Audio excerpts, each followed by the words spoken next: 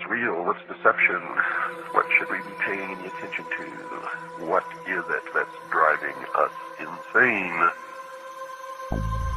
He knew the world would not be the same.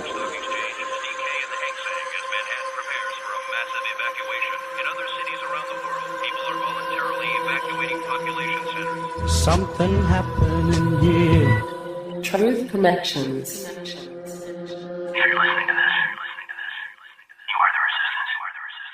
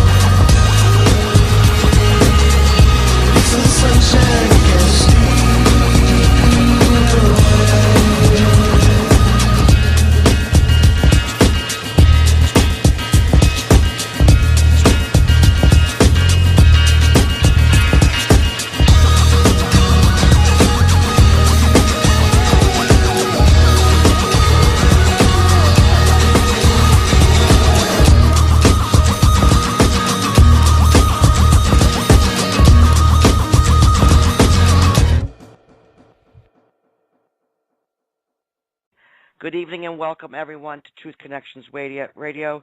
That was music you were listening to by Endo Trigger. He's a guy out of Baltimore named Unitas Quick, and his music is available on SoundCloud and Reverberation.com/Endo Trigger. The show's intro, I don't know if you heard that or not, but it was made by our very own team member, Thomas Voot. I'm going to go through this quickly because I know we're behind. I also would like to mention a few people, one being Tamara Navidad, who is my esteemed team member, and I cannot do any of this without her because I'm a pinball kid and obviously computer challenged. So I apologize for all that. Next show will be much more smooth than this. And we're also joining us will be a gentleman today by the name of Rand Porter, who is a transplant from New York and Connecticut, now in Las Vegas, and certified Reiki master in various forms of Reiki, and one of my foremost people on the 9/11 truth. Not as much as you, Susan, but he's pretty darn close. So we're going to bring him on as soon as we can, and I'd like everyone to welcome Susan to the show. Yay, I'm glad to be on. This is great. A wonderful intro for you too, Susan, but that's going to go away for now. I'm just going to let you have the floor. Oh no! Listen, no, please give me the intro, and we're starting from the top, so we're good. Okay. Well, on air with us today is the lady who is nothing short of an American patriot and hero, as far as I'm concerned. See why I wanted the intro? You are the intro. Thank you. Susan Lindauer, a woman who, after 9/11 happened, was was indicted on the Patriot Act because she had information that everyone else wanted, and she wanted to tell that information. And because she wanted to tell the truth and be an honorable person, she was sent to jail for a year, basically, and under indictment for 5 years for doing nothing wrong. And I just think you are one of the most joyous, gracious, well-grounded people that I've come across, and I believed everything that you said as soon as I heard you say it. So you've got a fan in me, Susan, and I bow to you because you've been through a lot, and you've shown remarkable poise and grace under extreme circumstances. So why don't you tell everyone a little bit about how you came to be here today? Well, I tell you, it's really important because I'm having sort of a deja vu, and and everybody. Sometimes I'm accused of being paranoid. Please remember that I was held under indictment on the Patriot Act for 5 years with secret charges, secret evidence, secret grand jury testimony. I was locked up in prison. Of that 5 years, the government fought violently, refusing to give me a hearing. It wasn't until 4.5 years after my indictment that I was allowed one morning of evidentiary testimony to prove my story was true, and I was allowed 2 witnesses. The government fought to stop those 2 people from coming into court in 5 years. Wow. And my 2 witnesses proved that I was an asset covering Iraq and Libya at the United Nations for the intelligence community, and that I definitely had a long-term relationship with my defense intelligence handler, Paul Hoven, and that this was easily established. So this was totally obviously right to everybody.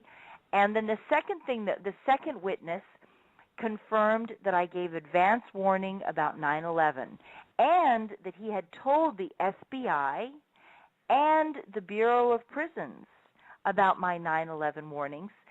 He told the FBI in September of 2004, 2 months before the 9/11 Commission issued its report.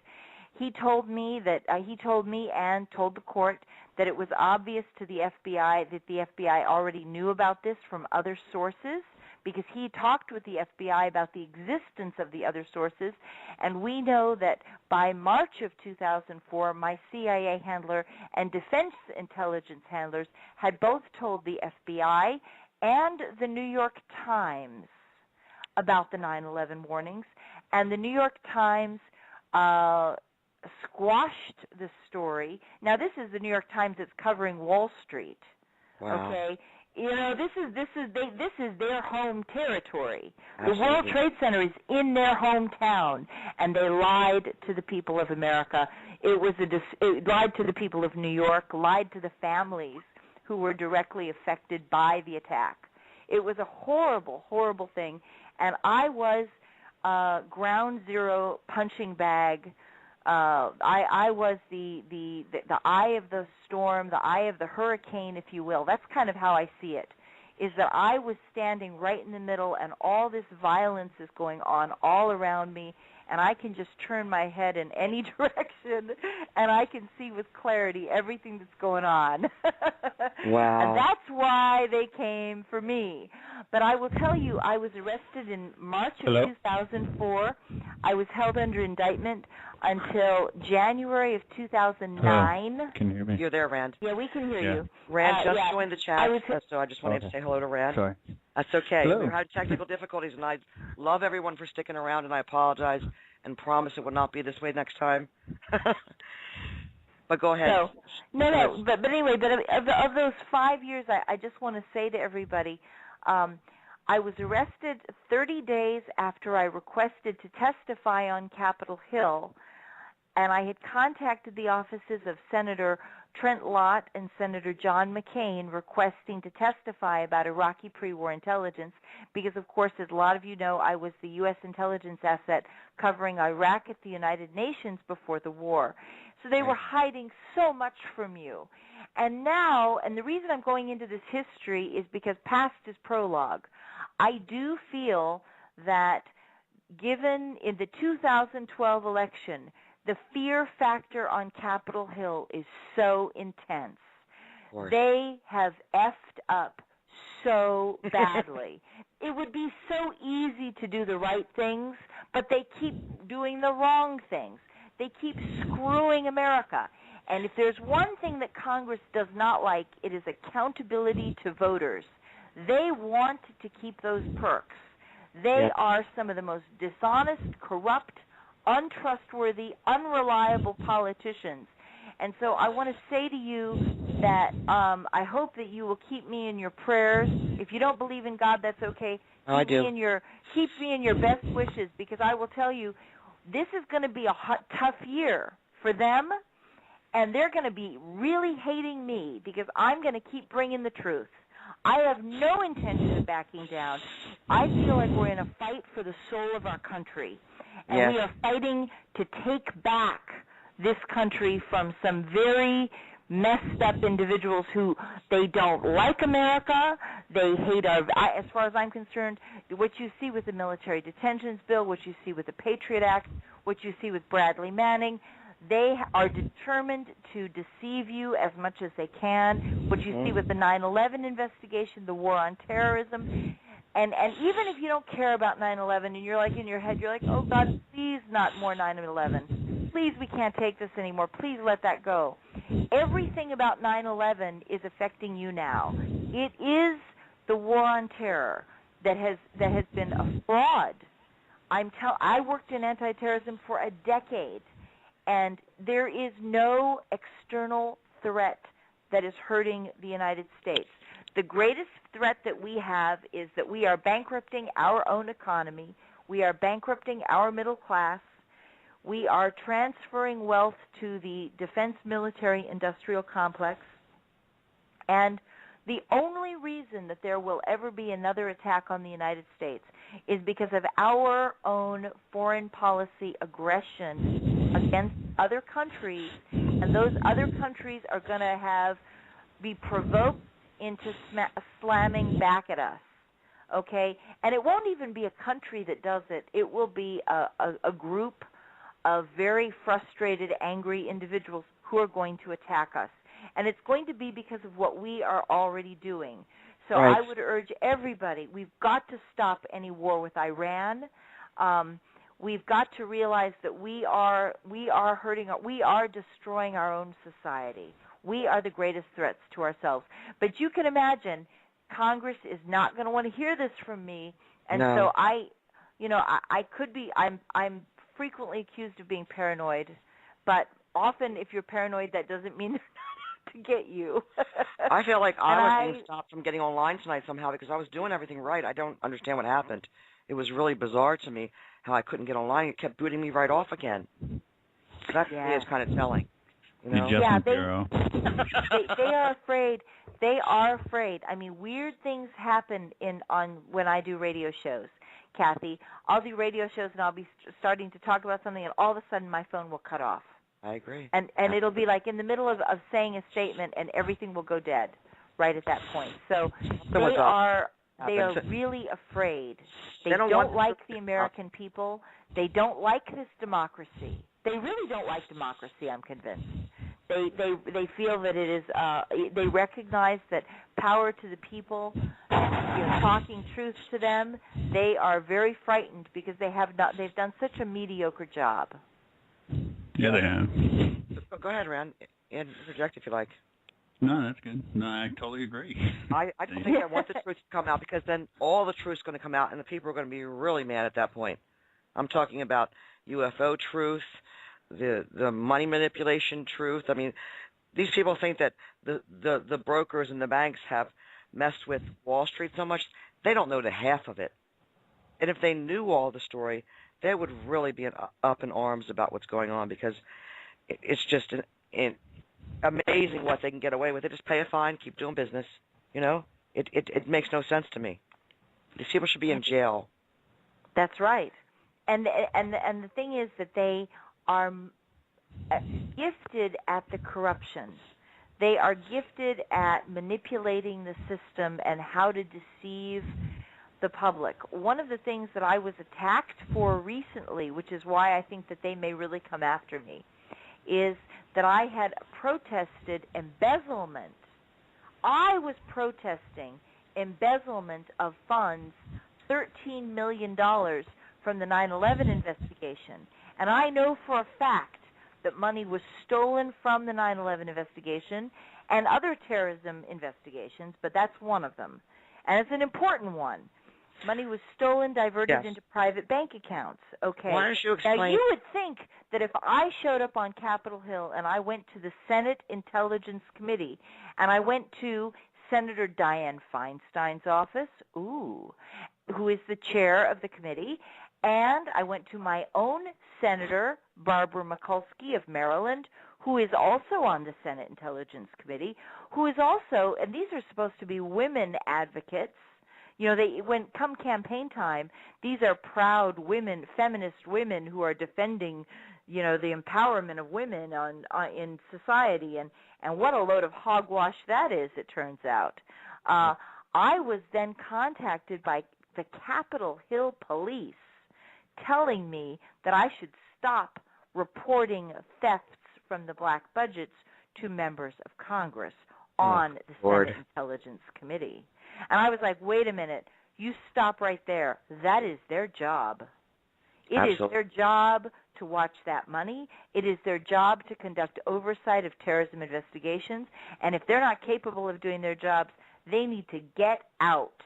They need to get off that committee, and they need to be retired from the Senate. If they're not capable of dealing with a constituent concern in the area of their special expertise on Capitol Hill, when it's dealing with national security, I said I have zero tolerance and zero patience for this. And that's why I'm telling you, I think that they are so, but they don't want to, they are cleaving to some, in politics we call it deniability. Mm-hmm. And that's what they are living, that's what's holding them together. If bad things are happening, their response to the intelligence community is, don't tell us. We want to be able to lie to our voters. We want to be able to deceive the public and commit this fraud. We are telling everybody that we're doing this we've got this outstanding track record in leadership performance. But in fact, they do not know how terrorism investigations are done. They are not watching the money. They're not. The oversight is appallingly bad. And it's not the intelligence community's fault. We have really stupid members of Congress who are doing a really lousy job. And the things that ordinarily the intelligence community would automatically correct in itself, because George Bush gutted the intelligence community. They, anybody who opposed his politics. See, this is the problem. What they did was they said anybody who opposes the politics on Capitol Hill, it's our fault, not their fault. It's not Congress's fault. It's our fault. And so if we oppose them, then we have to be removed because intelligence reporting is supposed to make politicians look good. And anybody with integrity will tell you that's garbage. You're supposed to be brutally honest. Yeah. Because, people can't make right decisions if they don't know what's really going on, and you can have terrible consequences if you start making up reports intelligence is above all supposed to be brutally honest. Did anybody do Obama any favors by failing to tell him that Libya, that the Libyan foreign fighters were all Al-Qaeda? No. Now look at Libya today. Libya has now been taken over by Islamic fundamentalists who are determined to institute Sharia law in the most severe way possible. I have personally seen videos of decapitations, castrations. Oh, good Lord. Think how gross that is. It breaks my heart. To have a man and cut off his member on tape. I've seen it happen. I am not making this up. I've seen lynchings where they mobs attack black people and hang men, it's mostly men, hang them upside down. Their favorite way is to hang them by their feet from the top of a wall so that they're hanging head down. It's horrible. And then they grab them by their hair and they cut their heads off. Oh, my God. Hanging upside down in front of a screaming crowd of people. And we're supposed to keep that all quiet. We are keeping it quiet because the corporate media won't report it. It's prettier that way. It's prettier that way. But the thing is, did anyone do Obama a favor by not telling him the truth? No. No, they didn't. They really didn't. And intelligence reporting is, there's a reason why it's, sometimes it's quiet, but it is sometimes it's always it's rare that it's spoken out loud. Okay, it's rare that it's spoken out loud like we're doing now. But the point is that what's happening is the intelligence community is now so desperate to try to pull things back on track that a lot of us feel we have to speak out loud because we have to, they shout from the rooftops that this is going in the wrong direction, and we're actually trying to save everybody and get everybody back on track, away from their bad decisions, because you're hurting yourselves very badly. You don't, Susan, you're sorry. No, it's okay. I just wanted for our listeners who don't know, explain to them what an asset is, what your job actually was. So they understand how you were on the pyramid. Sure. I was recruited by the CIA and the Defense Intelligence Agencies because of my anti-sanctions work. I was a private citizen who had a specialty, anti-sanctions and anti-war, and a gift apparently for anti-terrorism. Most people are amazed that I actually gave advance warning about the 1993 World Trade Center attack as well. I worked in anti-terrorism at a very, very, very high level for 10 years, and I was heavily controlled by the CIA. I had a year's worth of more than that, 18 months worth of weekly meetings with the CIA and Defense Intelligence Agencies before I was ever allowed to contact the Iraqi Embassy or the Libya House. I gave advance warning about the 93 World Trade Center attack in February. I met my Defense Intelligence handler in August or September of 1993. I met my CIA handler in September 94, and I made my first contact with Libya in May of 95. So this was like they had a really good grasp of who I was, and I was coached heavily, controlled heavily. Nobody should ever worry that a young American would be turned loose in New York City at the United Nations to go after Iraq and Libya. That would never have happened. This was like geopolitics up the yin yang, and everybody was concerned. Everybody was watching. We were sharing intelligence with British intelligence, French, I believe Israeli, and Egyptian intelligence, because they were all watching these. We did terrorism work. We did real terrorism work, and we were doing Lockerbie. And the problem was that we knew that Lockerbie was the original 9/11. Lockerbie was actually a terrorism attack intended to cover up the CIA's infiltration of heroin trafficking out of the Bekaa Valley in Lebanon during the Civil War. The CIA had infiltrated Islamic Jihad, trying to track down the location of hostages held in Beirut. I mean, talk about a wild movie. That was Terry Anderson, Terry Waite. Terry Anderson was the Associated Press reporter who was held for 7 years. Jerry Levin was the CNN bureau chief. He was held for 3 years. The CIA station chief in Beirut, William Buckley, was kidnapped and tortured to death, beaten to death with bricks and chains, and just brutalized. And then they dumped his gross, really gross stuff. And they dumped his beaten, shattered, pulped body at the front door of the CIA headquarters to say, he broke down before he died. And who could blame the guy? Who could blame the guy, right? I mean, that's just gruesome. But the CIA had the CIA considered that it had really good reason to try to get into Islamic Jihad, and Islamic Jihad was involved in heroin trafficking, so the CIA was like, okay, well, if we're going to find these people, we have to be dirty like that too.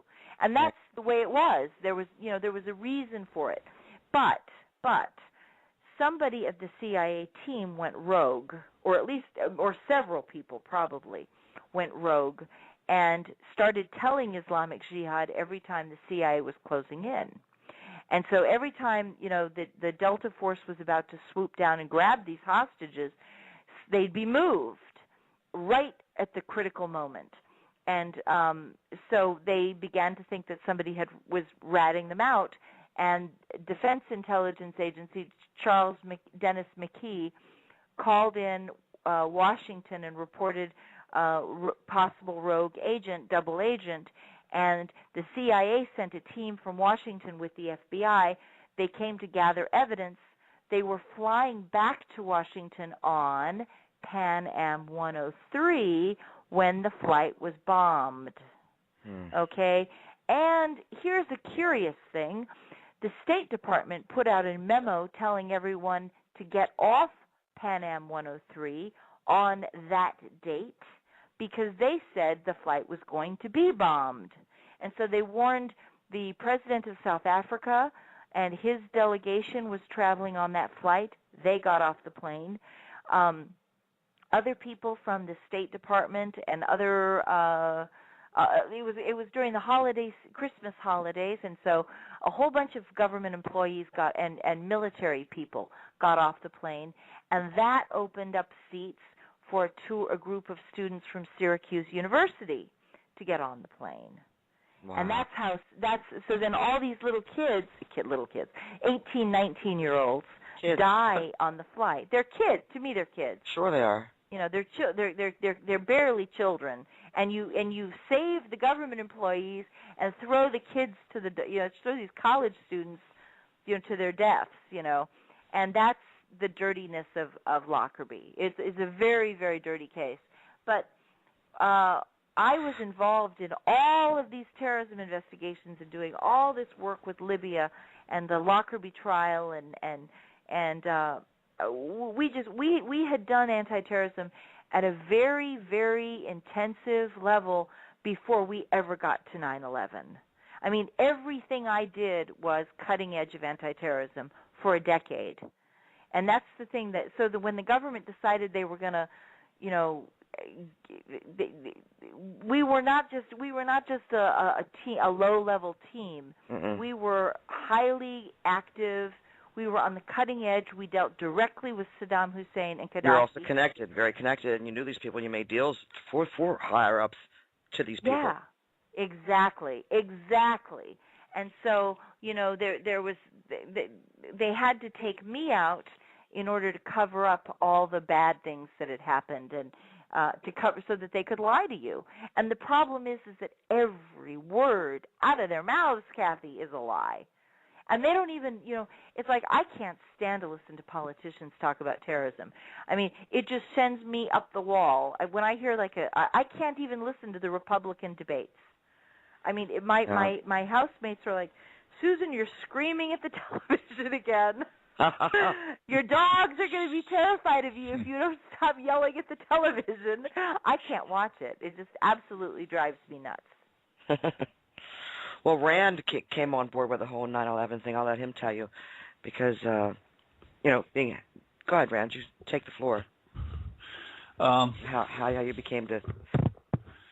Well, I'm from upstate New York, about an hour and a half above the city. I used to go down all the time shopping with friends, and I was actually supposed to be on Canal Street that day, but it looked like it was going to rain, so we didn't go down.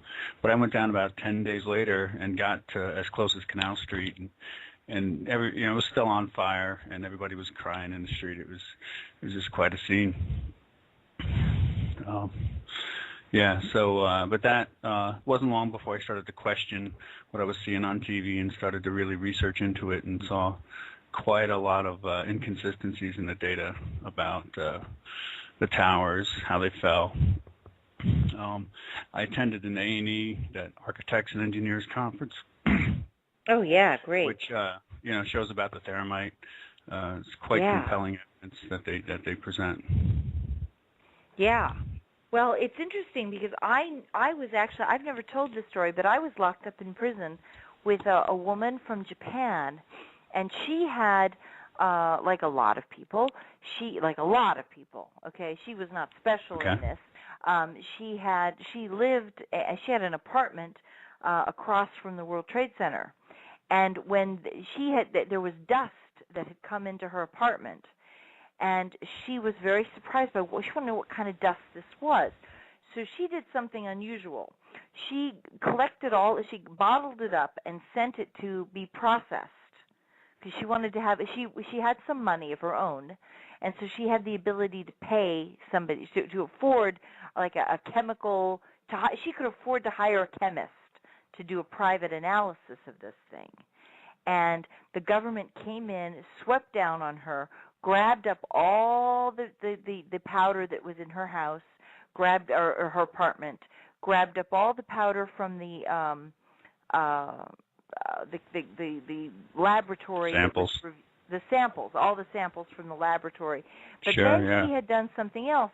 She had also gone to Japan, and so she had apparently taken some of this powder dust with her, because she was afraid that in the United States they would stymie the story. They'd suppress the information. So she figured that in Japan they'd give her a real honest analysis, because that's where she was from, and she trusted those people more. So she went overseas, and they actually came all the way to Japan and arrested her and took her back with them to New York City. And they actually extradited her. And she was like, and what they wanted was the dust. They wanted that dust. I wonder if it was smart dust. Was it? Well, it had to be like thermic dust. But it was an interesting thing that she and I were then locked up in prison at the same time, facing, ridiculous allegations. And she was personally accused of making a false claim for damages from the 9/11 fund, and she said, "But here is the lease for my apartment, and here's the photographs of the building, which show that you can look out my window and see the ground zero of the World Trade Center, and very clearly this is the windows were smashed in my building, and it's ruined, and there's legitimate reasons here why I would have a claim. I don't know why there's a question for the reasons. Obviously, it happened. Yeah, right. Yeah. But they threw it. She got 3 I think the years insurance in prison companies for were it. paid off too, Susan. I really do. I think the insurance companies had to be paid off. Oh, of course. It had to be. And my judge in my case was Michael Mukasey, who was the handling the insurance case for Larry Silverstein. Wow. You do realize that. My judge also had Larry Silverstein's case. So when we had my situation, think of it this way. We were going at the same time that he was facing Larry Silverstein, trying to get all that billions of dollars to make Larry Silverstein one of the richest men on the planet. At the same time, I was locked up in prison with the FBI and the full knowledge of the FBI of the 9/11 warnings. The U.S. Attorney knew. The U.S. Attorney's Office. Sorry. Let me explain. Okay. The whole time that Larry Silverstein is petitioning for his damages, I am in a separate court case in front of the same judge and petitioning Judge Mukasey, telling him that the FBI has verified my 9/11 warnings. The U.S. Attorney's Office in Manhattan has verified the 9/11 warnings. The Bureau of Prisons has verified the 9/11 warnings. And the U.S. Attorney General's office in Washington, D.C. has verified the 9/11 warnings.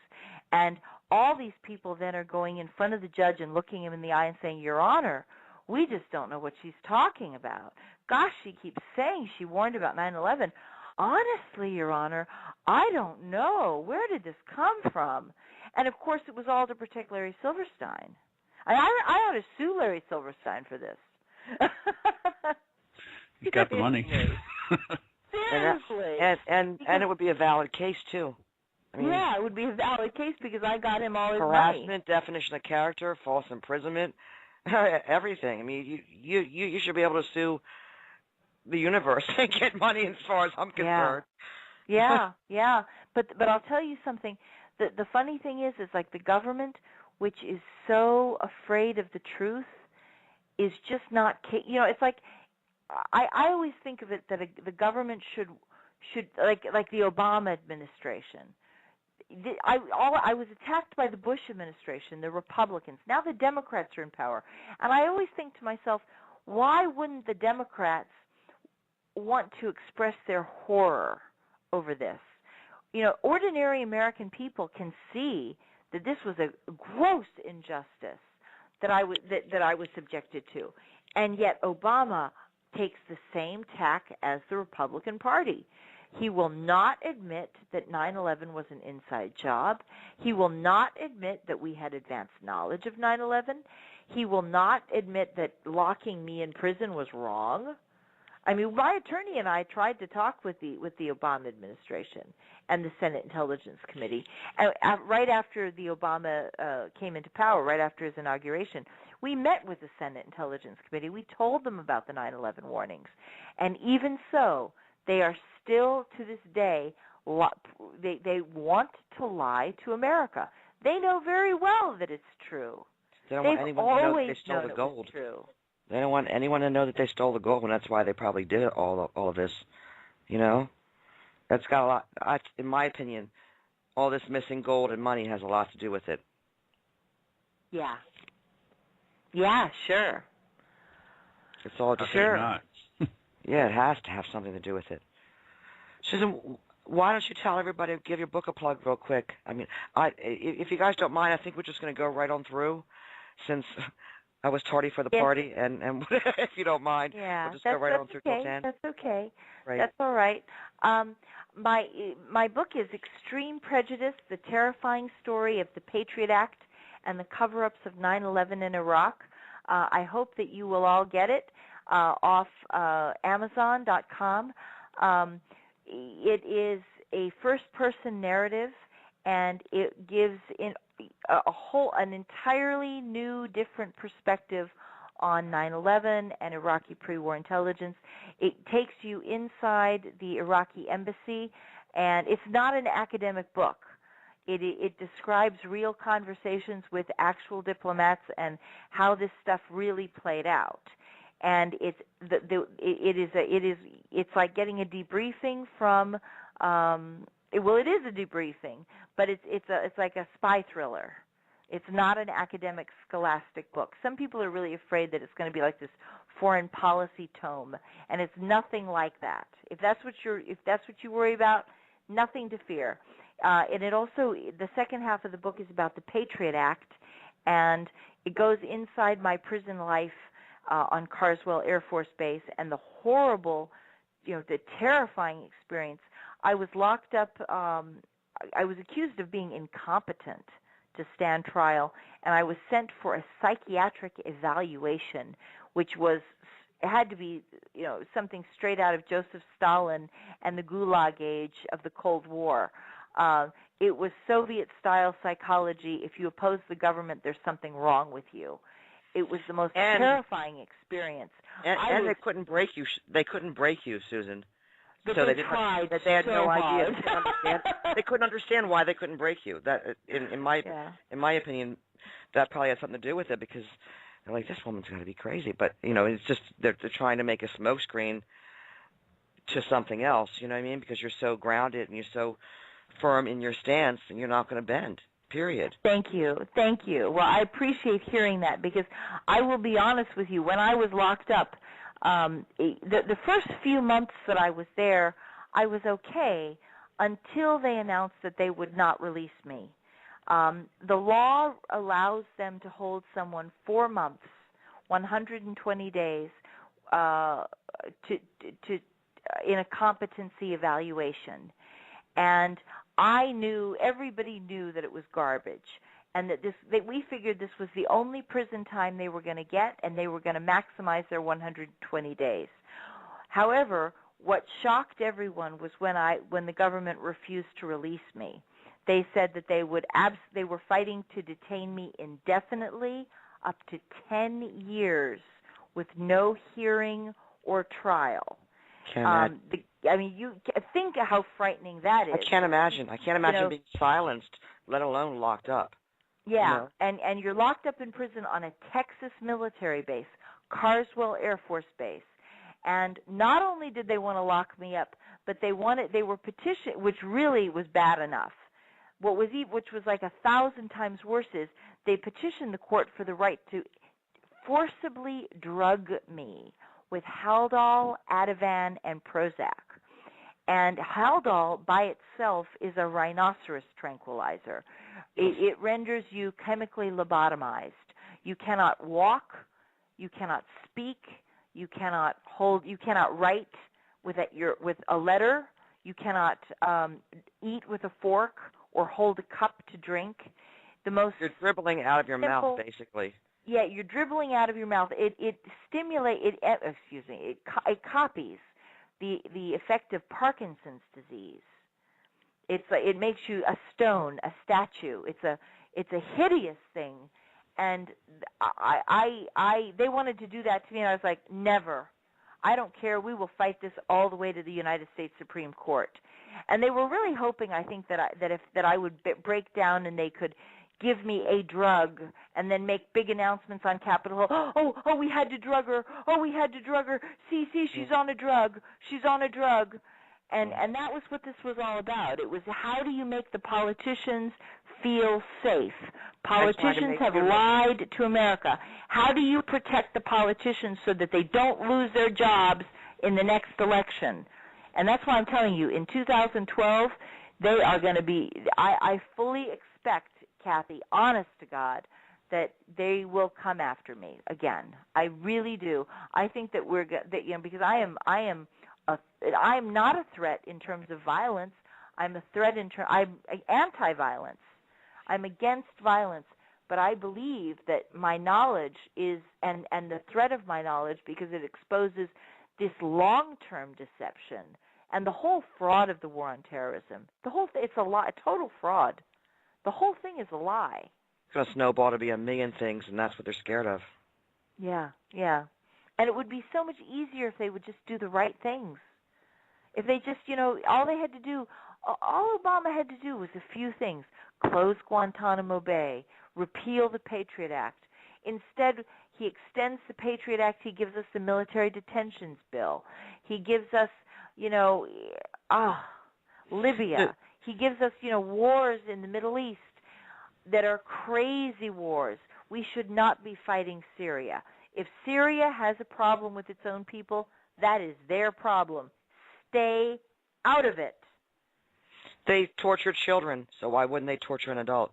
The government and these three-letter organizations, take children at as low as 3 years old and do MK Ultra mind-altering experiments with them, and they don't care. They don't care about the quality of that person's life.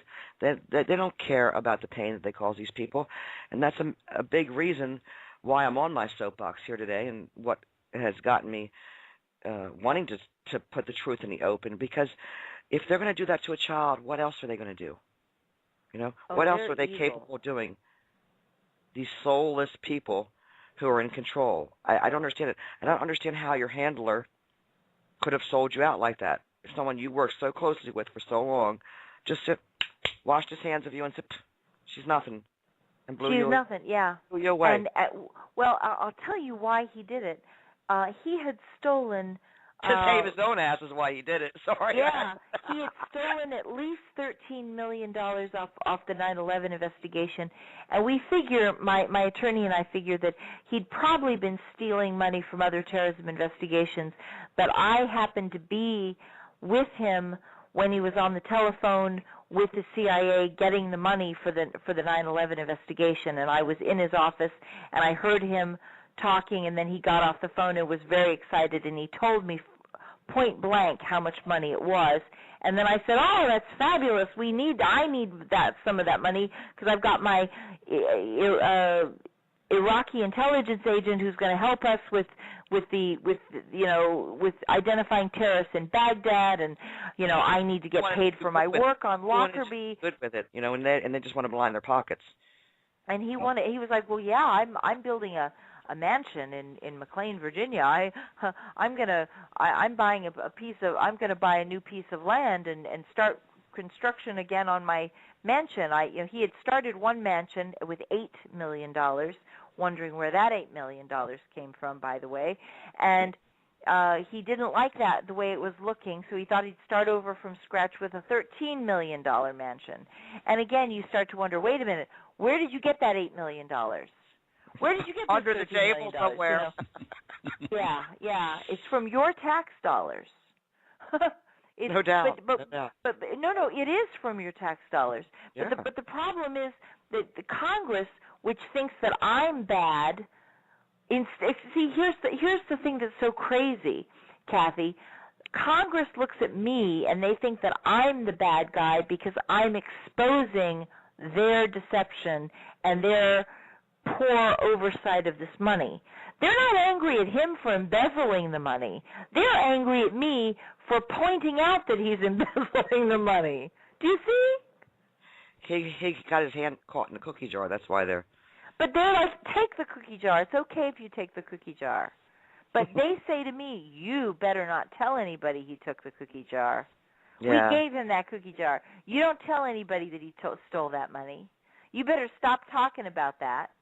And that's the thing, that's what's so crazy, is that it's not the bad actions. It's not the fact that, they should be angry that the government knew about 9/11 and let it happen, at least. Let it happen, made it happen. Okay? But they don't care about that.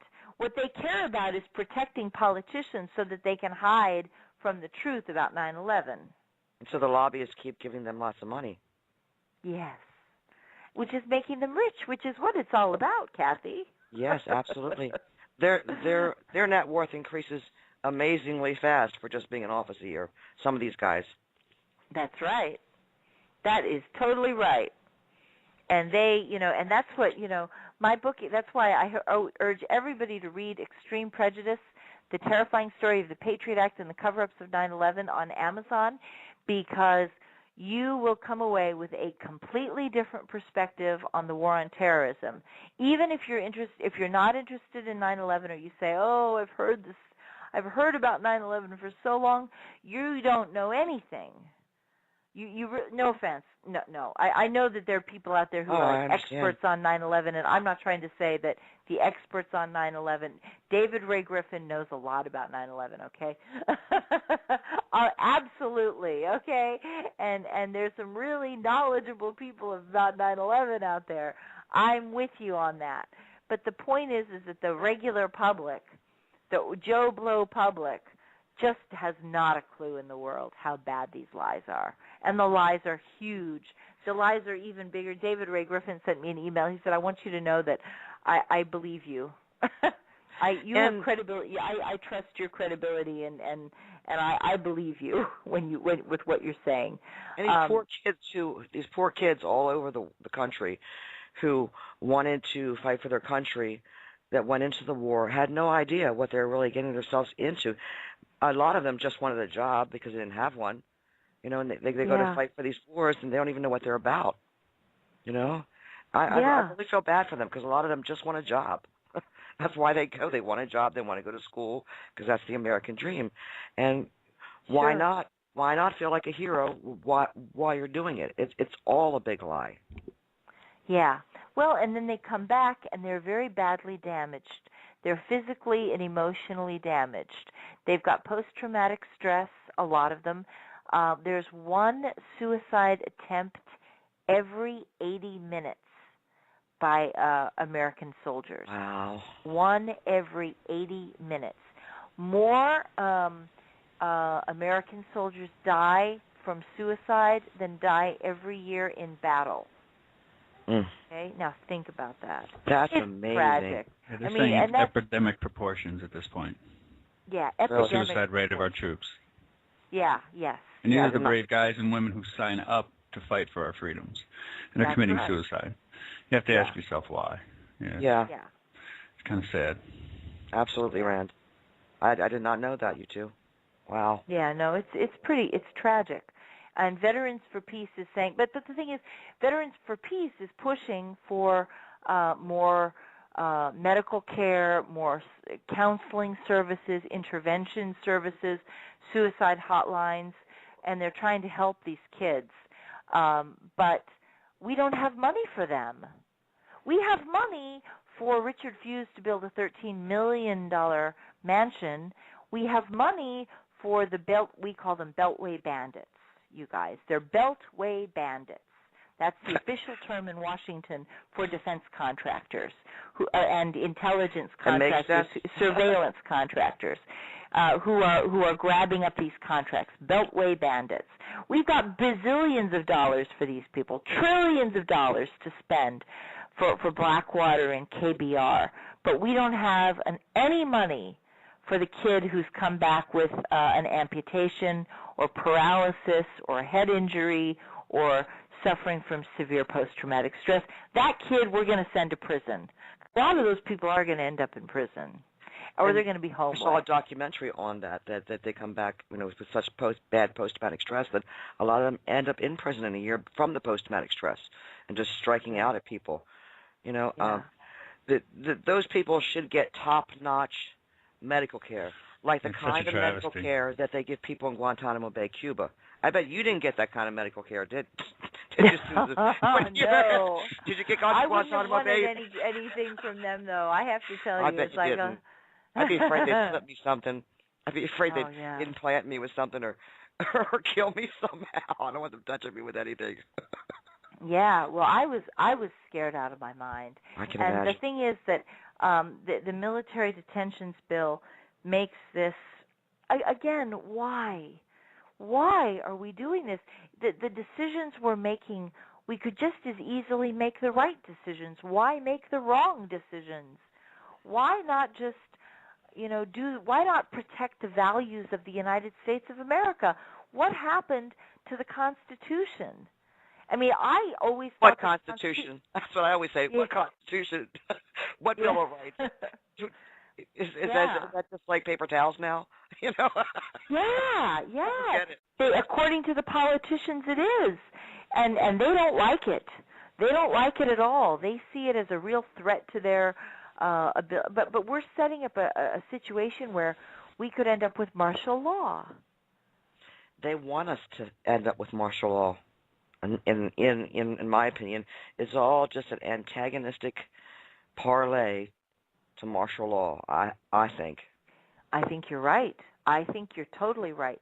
And I think that, and that's why I really, I know I'm preaching to the choir here, and I know that you've got a really good audience, Kathy, but I'll tell you something. We are at a point where I believe that the next terrorist attack will be a let it happen, make it happen kind of situation like before, where they decide that they probably are watching somebody right now. In my mind, they're probably watching it all play out right now, and they know who the groups are that would be looking for any kind of dirty bomb, kind of nuclear bomb, and at the right moment, when the government decides that it needs another attack, that group that is frustrated in its efforts right now will suddenly find that, oh, there's a nuclear bomb on the market to buy, and oh, here's the money to buy the bomb. Wow! Isn't it funny how that happens? Here's a way to ship the bomb. Oh my goodness! You know, you can ship it through Somalia and not run into pirates. You know, you'll find that that all these things that should block their actions, all of a sudden they'll have green light and they'll clear all the hurdles and obstacles, and they will be able to bring a bomb into the United States or take one of our own bombs and use it against us. But it'll be like a dirty bomb situation, and it'll target the financial district of Manhattan, and then they'll say, oh, I guess we better declare martial law. Exactly. Oh, well, all those freedoms on the Internet are now gone because we can't have any of you people propagating sedition and demanding freedom in our country when we've just had this horrific attack. Mm-hmm. And I was just speaking to you today about that website that is on Facebook that is putting, if anyone mentions a keyword like terrorism, the Homeland Security, SOPA, or anything like that, your posts go on a Department of Homeland Security page without your knowledge. So it's like, what is this? I must have like 1,000 well, we're in trouble, pages. Kathy. Yeah, I was all over that page yesterday. I think I must be like filling up their whole computer. I posted it on the like, White House, and I said, come and get me if you're man enough. Yeah, that's right. That's right. It's like, you know, I keep joking with everybody that I'll be the first American ever indicted twice on the Patriot Act. But it's not funny. No, I mean, no offense. It is funny, but it is funny. It's very funny. But I'll tell you that as I go about my day, it's like, you know, maybe it's because of the anniversary. You know, it's like as I approach my arrest was on March 11th, 2004, and it's every year as I get closer to the month of March, I start to remember the shock, the horror of the amazement. I was astounded when I saw the FBI agents on my front porch, and how quickly the corporate media abandoned me. Like after 24 hours, they were like, "Oh, can't cover this story anymore. There's no news here. No news, folks. Don't worry. Everything's under control. The government's got everything under control." And all of it, you know, and they refused to cover the 9/11 warnings. We tried. See, here's the thing. Everybody's presuming that I just kept my mouth shut. We didn't try to keep my mouth shut. I tried to talk. And but at the time there was no blog radio. Oh no, let me rephrase that. There was blog radio, but it was so new in 2004. It was really new, and I did not know my way around that milieu because I had been intelligence, and we were taught to be classified and secretive about everything we did. Paranoid, you know. My life was covert black ops all the way. I had Libya and Iraq. You just took that stuff to your grave. Mm-hmm. You didn't talk about it ever. Because if you didn't, you weren't a good American. Did not know that I was an asset. I mean, because for all those years, for 10 years that I'd been an asset, it was real cloak and dagger stuff. And it was like, you know, I mean, I had boyfriends who were ambassadors at the United Nations, and I dated the occasional arms trader My CIA handler gave one interview to the New York Times, and he said, well, she would never be a foreign agent because they would know that she was going to tell us everything. And he admitted that he had weekly meetings with me. And he said one more thing. He said, and by the way, she dates arms traders. Now, at the time, I was like, why would he say that? Oh, my God, that makes me sound like a horrible person. And I have only done it once or twice, really. Not extensively. I'm sure there are very nice arms dealers. Yeah, no, they're not. No, they're not. One of them was Gaddafi's bagman. I had an affair with Gaddafi's bagman, which is classified up the wazoo. That's pretty but the point is, but the reason Richard Fuse did it was he was sending a message to the CIA.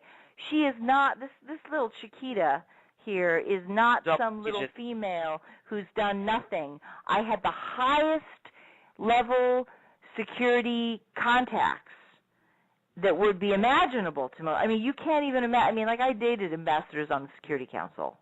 I socialized with these people. They'd visit me in Washington. We'd go out and party and such.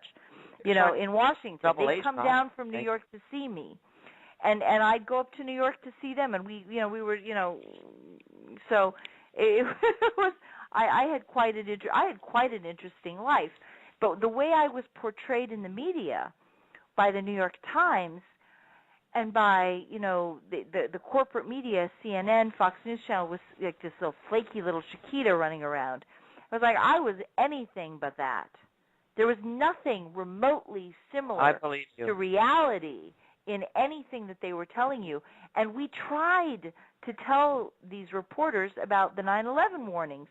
The New York Times had 4 confirmations of the 9/11 warnings within weeks of my arrest. The CIA, the Defense Intelligence Agency, my friend Park Godfrey, who testified in court, and my brother.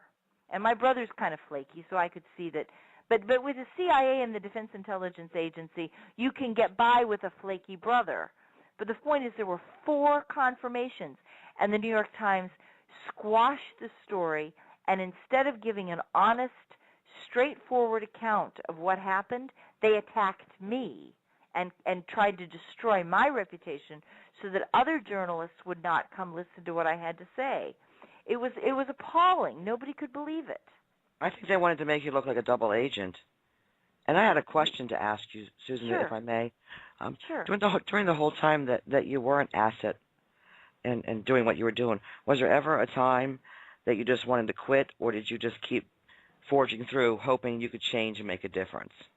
I loved doing it. It was it's very exciting. My team did the Lockerbie negotiations with Libya. My team did the preliminary talks with Iraq's ambassador on resuming the weapons inspections. We did the 9/11 investigation. We had a comprehensive peace framework with Iraq that had been developed from November 2000 right up until March 2002, and it was all in place a year before the invasion. And then and that was something that Americans had no idea even existed. And I spent the year before the invasion taking that up and down Capitol Hill, going to meetings. I live in Washington, so I would go down to, just jump on the metro and go down. Very easy for me to do. And I was running around Capitol Hill telling everybody about the peace framework. Joe Biden had it.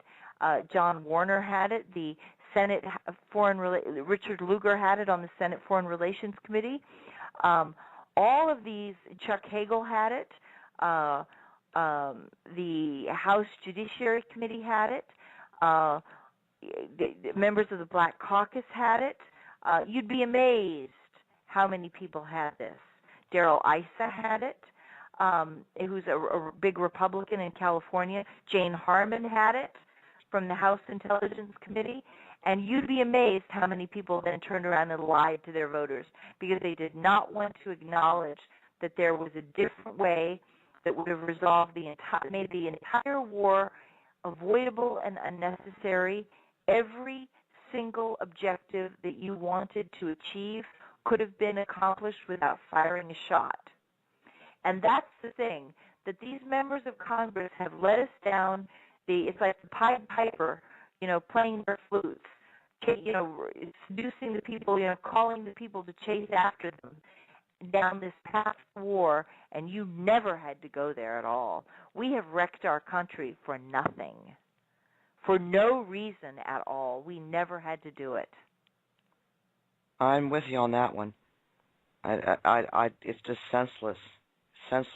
Well, but terror. let me just tell you guys so that you really understand. And I want to talk about this in terms of Bradley Manning, because everybody's mad at it. Not everybody. A lot of your listeners will be very sympathetic to Bradley Manning, and Bradley Manning we expect a decision sometime this week on whether or not he will face a court-martial, and we expect that he will.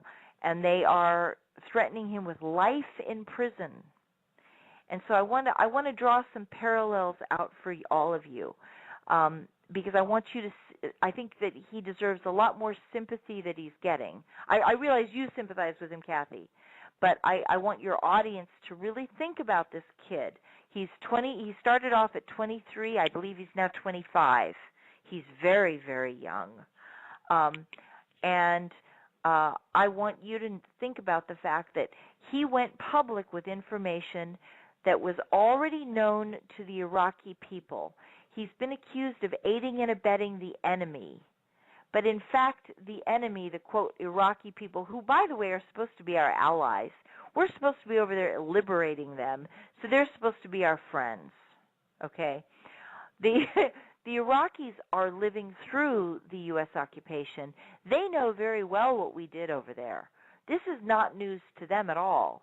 Their family lives through it. Their cousins, their brothers, their children, their friends, their neighbors. Everybody's going through this. So they don't need Bradley Manning to tell them anything. Bradley Manning is informing the people. He's the American people. He's informing us. We are the ignorant parties. We are the ones who do not understand why this occupation has been such a catastrophe, why it failed so badly, why did America lose this war. And Bradley Manning has shown it to us so that now we understand. Yes. Okay? He did something that was important. He exposed war crimes by American soldiers. And tragically, the war crimes are real. And as a military personnel has an obligation to show criminal activity when he first takes it to his superiors and reports it to his superiors. If they refuse to listen, then he must take broader action. And it is necessary to do that to protect the overall mission. Because if there's blowback from the mission, then that's undermining the operations that American military is running. Okay? So by exposing war crimes, he is, in fact, stopping actions which are provoking attacks by the enemy on the U.S. soldiers. It's like Abu Ghraib was a catastrophe, but we had to expose Abu Ghraib in order to stop it. Okay, that's what Bradley Manning has done. Right. Now, Bradley Manning went the public way. I went the back way. I did it, quote unquote, through proper channels. When I wanted to testify, I didn't go to WikiLeaks. I wish I had. If I'd had a WikiLeaks, the world would be a different place right now. Because you thought the proper channels were going to protect you, and they didn't. That's right. And I thought the proper channels would have an obligation to act with integrity, and that was John McCain and Trent Lott. And people say, well, why they're Republican? And it's like, yeah, the Republicans controlled the Presidential Commission on Iraqi Pre-War Intelligence. If I wanted to testify, I had no choice but to go to the gatekeepers and take my case and say to them, I want to testify. Hello, I am here. I want to give my testimony to America. Because that's protocol for a person like you. That's what you're supposed to do. That's what you're supposed to do. And it was not, and what they did to me shows what they're really they were so threatened by the possibility of exposure. It wasn't that I broke the law. In 5 years, they could never take my case to trial. In 5 years, they refused to give me a trial. They refused to give me a hearing because they knew the 9/11 warnings were going to come out in the hearing. They refused to do that. But they were so afraid of exposure of the ideas. They wanted to protect their deception. And so I want everybody to think about this and think about Bradley Manning and think about me. They're not angry that Bradley Manning is actually threatening to tell something to the Iraqis that the Iraqis don't know. They are afraid that Bradley Manning and Susan Lindauer are going to tell the American people something you don't know. And then you are going to judge your politicians. You're going to hold them responsible for their actions. And God forbid, you might even throw them out of office. And they will lose the perks and benefits and that $170,000 a year and cushy, all expense paid lifestyle. And being able to be rich on insider trading and not get held accountable for it. That's Who would right. want to give that up? That's probably one of the biggest perks. Forget about their salary. They can make tons of money knowing what the winning lottery ticket is tomorrow. That's why right. they get There their you freedom go. to tell their souls. That's right. That's we right. had a question in the chat room, if I can ask you. Sure. Someone wanted to know, Tommy V wanted to know how real were the rumors of North Korea nuke plant accident from last week? Oh, I don't know. I would not be surprised. I think that they are. I don't know. I'm sorry. I'm not up on North Fair Korea. enough. Fair enough. Sorry. No, that's okay. I'm not up on North Korea. Rand, did you have something you wanted to ask? Because I feel bad not looking. I've been talking too much. Do you have something you'd like to add? Oh no, she's just amazing source of information. I'm just enjoying hearing all this. Well, I am kind of curious. I do tend to talk your ear off, so please. Oh, it's all good. Sorry about It's that. all good. Go ahead, Rand.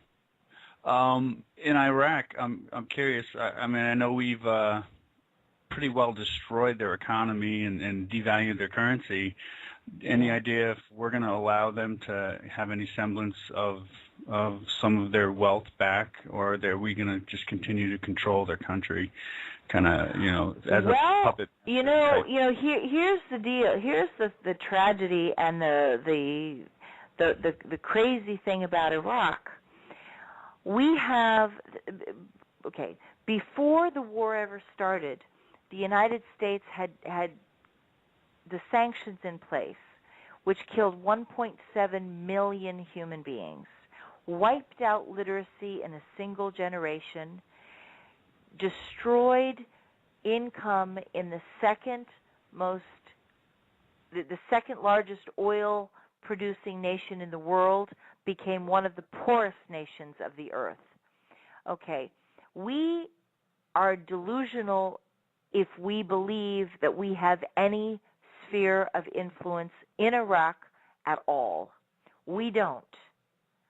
And Maliki has been the president of Maliki is hated by the Iraqi people. Maliki is only holding on to power because he caters to Iran. And he is such a weak individual. He's no Saddam Hussein. I mean, you can hate Saddam Hussein, but let me tell you something about Saddam Hussein. Saddam Hussein could run that country. Saddam Hussein, you may hate Saddam. You may all say, oh, how can you say this, Susan Lindauer? He was able, I'm telling you, swear to God, on a stack of Bibles, he was capable of motivating the Iraqi people through pride and nationalism and strength of personal will to rebuild their country under sanctions. I was so impressed when I saw what they had done. They were fighting their way through every challenge that the United Nations put up to them. And they were proud Iraqi people, starving, desperately poor, but honorable and strong, just incredible, extraordinary resilience. And I have to tell you, you're going to hate me for it, I respected Saddam Hussein. Nah, I could never hate you, Susan. Well, but some people will say, "Oh, how could you say that? Oh my God!" You cannot like someone but respect them just the same. Yeah, that's right. There you go. Thank you. But I'll tell you, Maliki, I despise him. He is weak, sniveling. He has no courage, no vision, no leadership. He has been willing to destroy his people just so that he could be president of the country. He has done absolutely nothing for them. He has no capability of doing anything for them, and he's not even trying. But here's the rub. Along the way, the United States destroyed the oil infrastructure of Iraq.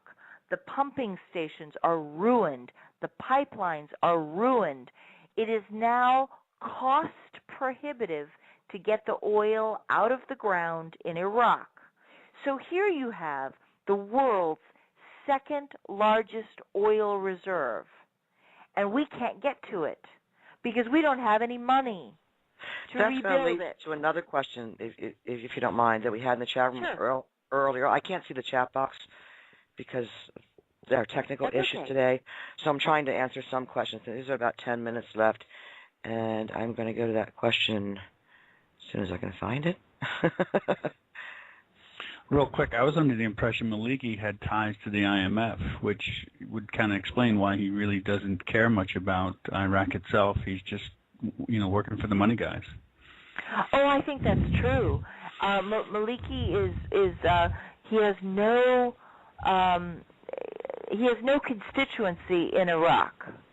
It's hard to imagine how the only way that he could get into power, you will recall that there was like months where there was no government in Iraq because Maliki had barred 511 candidates from running for office, and then when he still lost the election, he assassinated everyone who was talking out against him, and he just killed them off until they were all gone.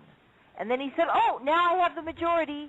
Now we have a government," and that's one way of doing it. Did it. That's one way of doing it. But the thing is, the United States has lost the oil. We have lost the hearts and minds of the Iraqi people for perpetuity, for generations to come. And Iran has gained an ally. Remember the old adage, "The enemy of my enemy is my friend."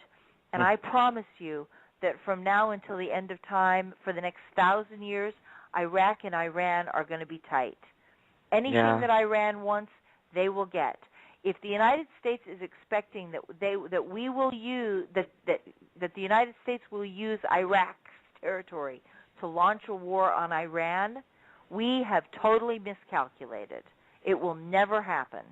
If we were to try to do that, the Iraqi people would rise up and attack us and join the Iranians against us. Susan. And one more thing that I have to say that will be very upsetting to some people. The lesson of the Iraqi war for Iran is that they must have nuclear weapons. Iraq was attacked by the United States because it had no capability to mount a proper defense. It was weak, it was a power vacuum, and the United States found it irresistibly attractive. Iran has learned that lesson. We will never persuade Iran to embark on nuclear disarmament. That is also a lost cause. We are never going to be able to do it. Not to mention the weaponization of space. Weaponization of space, That's another scary topic. But I had a question for you from the chat room, if I can ask. Sure. Are you aware of Dr. Stephen Greer or the Disclosure Movement? And if so, do you know anything about the suppression of UFO truth and free energy technology? Oh, no, I'm sorry, I don't. That's okay. Sorry. I think that has a little bit to do with it, too. I don't know that. I don't know that stuff. It's all connected somehow. Well, the military, I remember, I'll just tell you a funny story, that my defense intelligence handler used to insist that that Roswell was real, and that there had been space technology that had crashed, that had crashed in Roswell, New Mexico, and that's where the world got its extraordinary jumps and leaps through several generations of technology, because we were able to go from like the horse and buggy to the car to we made leaps through several generations of technology right in that critical 20-year span of time, because we had gained that we could study how these UFOs had done it. Mm-hmm. But I don't know if that's true or not. But that's what he said. I think it's pretty much a given at this point. They don't want to disclose that, because then, like I said, if they disclose everything about 9/11, then that'll come out too. A lot of things will come out if they start telling truth, and they don't want to do that. Is there any other topics, as we have about 6 minutes left, Susan, that you wanted to touch on before we wrap it up? Please, everybody, please get my book, Extreme Prejudice, The Terrifying Story of the Patriot Act and the Cover-Ups of 9/11 in Iraq. We are scratching the surface here about Iraq and 9/11 and the war on terrorism and the Patriot Act. And my book, the first half of it is the real intelligence. It's like it goes inside the Iraqi Embassy and inside prison on a Texas military base. And it is the real story of the Patriot Act from the defendant's chair. And it is a shocking story that you need to know in this time, because I was the first, I will not be the last. And with the new Military Detention Law, everybody's saying that is focused on terrorism. It is not terrorism. I had a dream that they were going to drag me away from being on the radio show. They would drag me away to arrest me while I was talking live, and it's not so far-fetched, really. It's not too far-fetched. In fact, it's tragically going to be commonplace, I'm afraid, that they have defined sedition in a very broad way of criticizing the government. If you are challenging the authority of the 1%, if you are threatening the comfort zone of the 1%, it is not necessary to commit an act of violence or even to plan an act of violence. It is just enough that you would cause someone to lose office. That's what they did to me. I wasn't even threatening them. I was asking to testify on Capitol Hill, but they extrapolated 10 steps and said, oh boy, if we let her testify on Capitol Hill, we're going to lose our jobs. Therefore, she is a threat to our status quo. Therefore, she is an enemy non-combatant. What? And I'm anti-war. Go figure. How are you an enemy non-combatant if you're opposed to killing people? No, you're one of the most. I don't read auras, but if I could, I think your crown chakra is golden, honey. No. There's nothing anybody can tell me about you that's bad, because you are a brave individual. And one thing Kathy, I love you. You're great. One thing I can't stand is a liar and people who waver, and ride the fence. It just makes, and I hate bullies, so that's why I'm here. And I want to give a shout out to Truth Connections on Facebook to welcome everyone to join our Facebook page, and keep coming back to the show. Promise you next time it's going to be more fluid and have a lot better production value, so I really appreciate everybody hanging in there today with us. And I wanted to give a shout out, a side note shout out to a friend of mine who also wrote a book, if you don't mind. Is that okay, Susan? Sure. Okay. He was your Facebook friend, too, until Facebook kind of kicked him off Facebook. It's a book by Robert Duncan O'Finian called Innocence Turned Deadly. And great. I'd like to tell everybody to try to get that book as well, because these two books are the must-read, in my opinion. And I hope everyone can get that book and yours as well. Thank you very much. You're welcome. Thank you very much. I loved it. And like I said, we are the next 12 months until the elections are going to be very dangerous.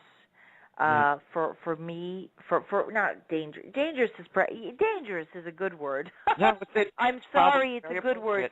It is a word because we're going to be talking truth to power, and they are not going to like what we have to say, and they are going to be very agitated towards us, and I don't expect them to be passive in how they handle it. But if you hear that I've been arrested, I want you to know I am strong, I am innocent, and I will be fighting for a trial.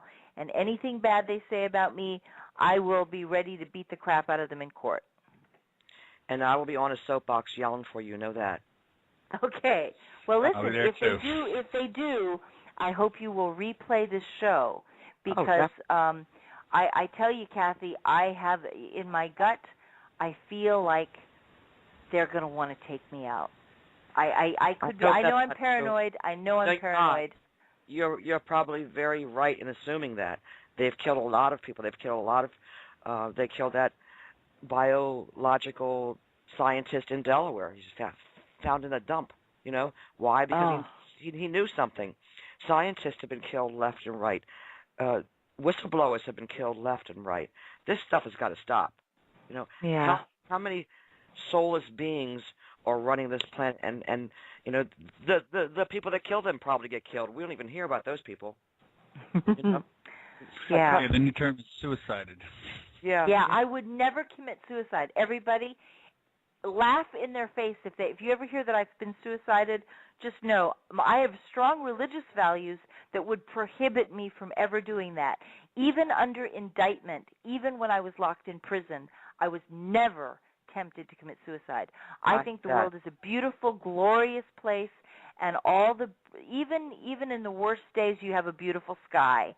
And even when I was locked up in prison and I was terrified, I was never tempted to commit suicide. Never, never, never, never. So anybody tries to tell you that, that is a lie. Well, we're almost out of time, and I just wanted to give a shout out to Rand. Thank you so much for being here, Rand. The question is, what's real? What's deception? What should we be paying any attention to? What is it that's driving us insane? He knew the world would not be the same.